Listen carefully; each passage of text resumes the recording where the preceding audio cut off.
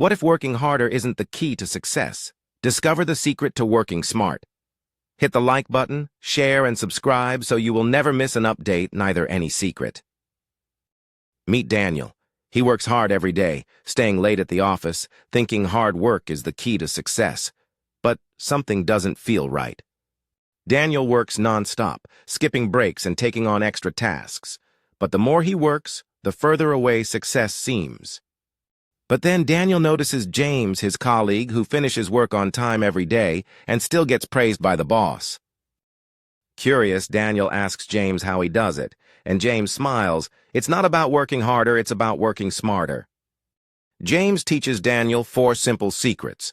Prioritize tasks, use technology, take smart breaks, and say no to unnecessary work.